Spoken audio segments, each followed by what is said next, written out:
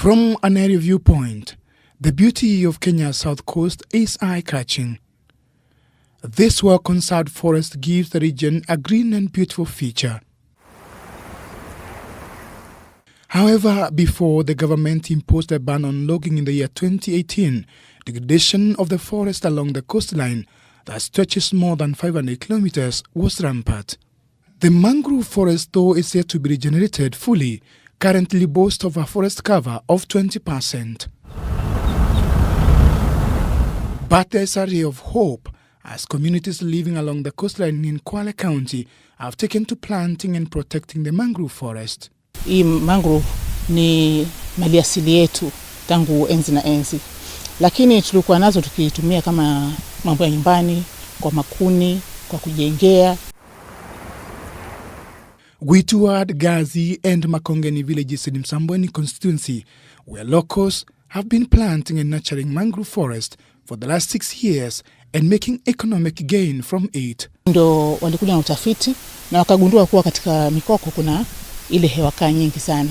The community formed a group known as Mikoko Pamoja through the support of Kenya Marine Fisheries and Research Institute KEMFRI, World Wildlife Fund WWF, Kenya Forest Service, among other sponsors, where everybody in Gazi and Makongeni villages is a member.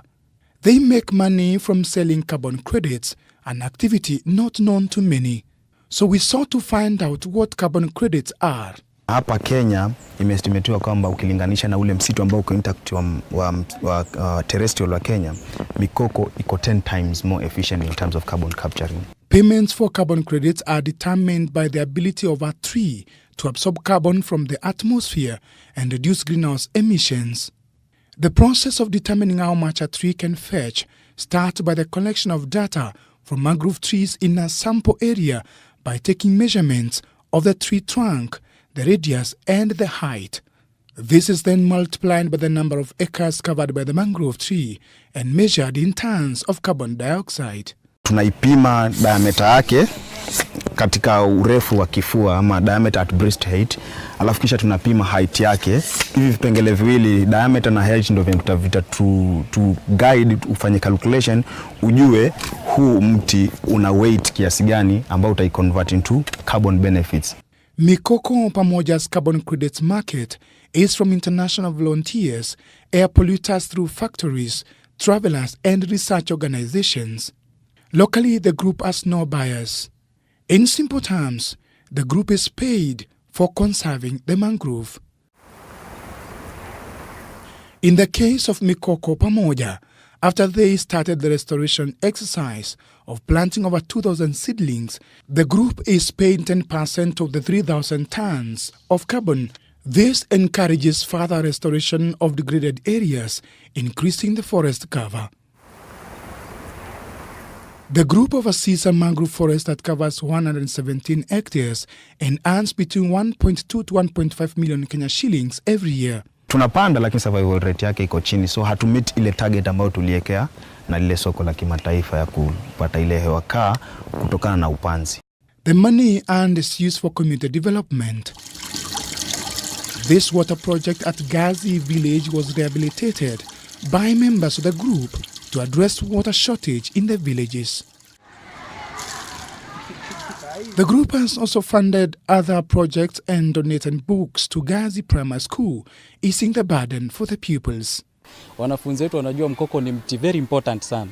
Kwa hiyo carbon offset, mkoko unakunywa a lot of carbon, so ni muhimu kwa mazingira ya kesho, ambao mazingira ya kesho yako kwa maisha yao. Earning from carbon credits is not only confined to areas along the coastline. People in the mainland too can reap the benefits of such projects. Starting a group requires developing a clear plan and guidelines of how the project will benefit the community. Next, it will be necessary to submit the plan to an international firm that deals with certification of carbon credit projects like Plan Vibo of Scotland. After the group is certified, it can be allowed to start trading in carbon credits. Residents of Vanga have also followed suit in planting and conserving mangrove forest in conjunction with Kenya Forest Service, Ministry of Environment and other stakeholders to increase forest cover in the area. A total of about 62,000 hectares of what should have been mangrove forest. Out of that, 40%, 25,000 hectares have been degraded, destroyed completely. If they don't conserve these ecosystems, the fisheries, which actually form about 80% of the economy of this area, will collapse. And therefore, we must appreciate and understand that they are conserving for themselves. Apart from earning from carbon credits, mangroves are also known to offer breeding ground for the fish, absorption of carbon, beekeeping, construction, and act as a buffer for ocean waves, among other benefits. But what makes carbon credits important? According to environmental experts, they form a way to reduce greenhouse emissions by giving monetary value as an incentive to the owner.